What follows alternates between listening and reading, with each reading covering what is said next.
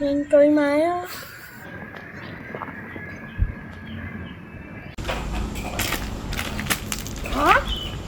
Hả?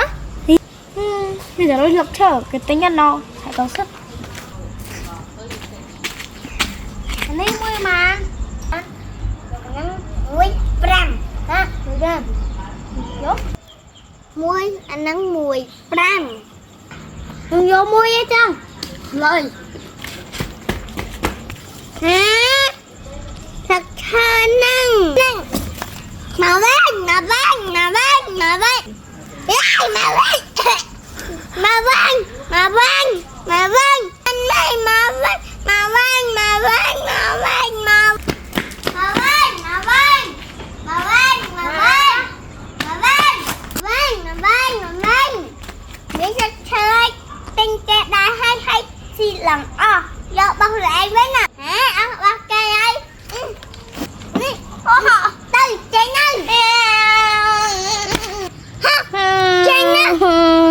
Chạy, chạy, chạy, chạy.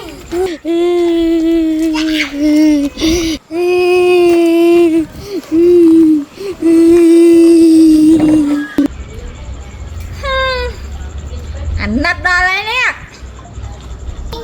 Tinh là chơi nó tinh nó mà.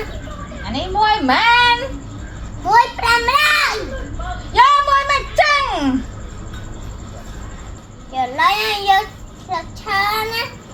Chè.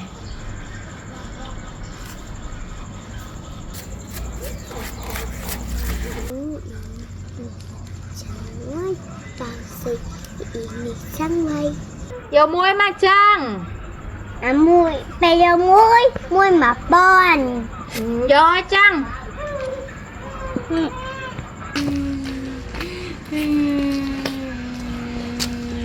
Ê, dùng ai?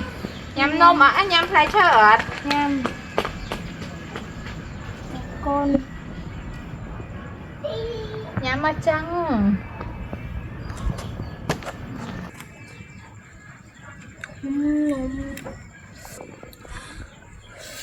nhanh trôi máy á.